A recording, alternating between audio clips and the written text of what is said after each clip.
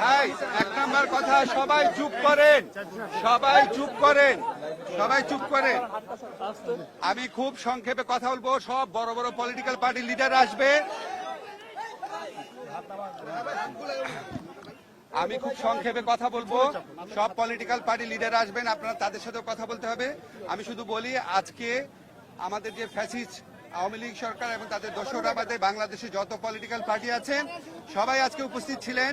নানান মত পথ আদর্শের ভিন্নতা ছিল, কিন্তু সবাই একত্রে বাংলাদেশের সার্বভৌমত্ব, অস্তিত্ব, স্বাধীনতা এবং মর্যাদা রক্ষার প্রশ্নে সবাই ঐক্যবদ্ধ থাকার ঘোষণা দিয়েছেন এবং ঐক্যমত জানিয়েছেন।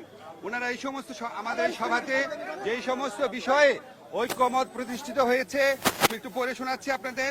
প্রথমেই ভারতে যে বাংলাদেশ বিরোধী বিভিন্ন তৎপরতা চলছে, বাংলাদেশের উপ হাইকমিশনে হামলা, বাংলাদেশ বিরোধী প্রচারণা, বাংলাদেশের অভ্যন্তরীণ ব্যাপারে হস্তক্ষেপ, এসবের তীব্র নিন্দা জানানো হয়েছে এবং ভারতের এই সমস্ত পদক্ষেপের বিরুদ্ধে বর্তমান সরকারের যে আত্মমর্যাদাশীল এবং সাহসী ভূমিকা তার প্রশংসা করা হয়েছে এবং সরকারের সাথে সলিডারিটি প্রকাশ করা হয়েছে।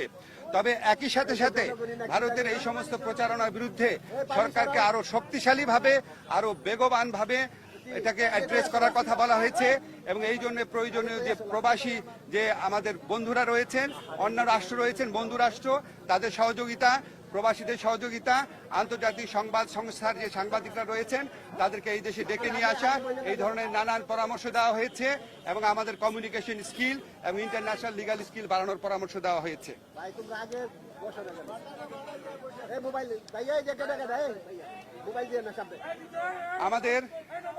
আমাদের একই সাথে সাথে ভারতের সাথে বাংলাদেশের যত চুক্তি হয়েছে গত 15 বছরের ফ্যাসিস্ট শাসন আমলে সেটা প্রকাশ করার দাবি করা হয়েছে এবং একই সাথে সাথে রামপাল সহ বাংলাদেশের জন্য ক্ষতিকর যে সমস্ত চুক্তি আছে সেগুলি বাতিল করার দাবি করা হয়েছে।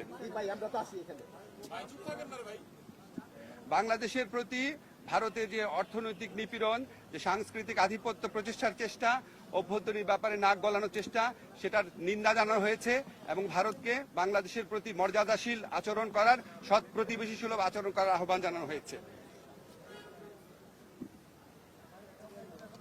আচ্ছা, আমাদের এই পরিস্থিতি মোকাবেলায় ভারত বাংলাদেশ বিরোধী যে বিভিন্ন প্রচারণা চালাচ্ছে, এই পরিস্থিতি মোকাবেলায় সকল সম্প্রদায়ের মানুষের ভূমিকার প্রশংসা করা হয়েছে এবং সাম্প্রদায়িক সম্প্রীতি যে কোনো উস্কানির মুখে অটুট রাখার প্রত্যয় ব্যক্ত করা হয়েছে। সবশেষে সবাই একটা জিনিস বলেছেন যে আমাদেরকে আর শক্তিহীন, দুর্বল, নতজানু ভাবার কোন রকম কোনো অবকাশ নাই। যে কোনো ধরনের অপপ্রচারণা এবং উস্কানির বিরুদ্ধে আমরা ঐক্যবদ্ধ থাকব এবং আমরা আমাদের ঐক্য অটুট রাখব, আমরা সাহসী থাকব এবং আমরা যে কোনো ভবিষ্যতেও যে কোনো ধরনের প্রচারণা আসলে, যে কোনো ধরনের উস্কানি আসলে আমরা আমাদের ঐক্যকে আরো বেগবান দেখানোর একটা প্রচেষ্টা অব্যাহত রাখব।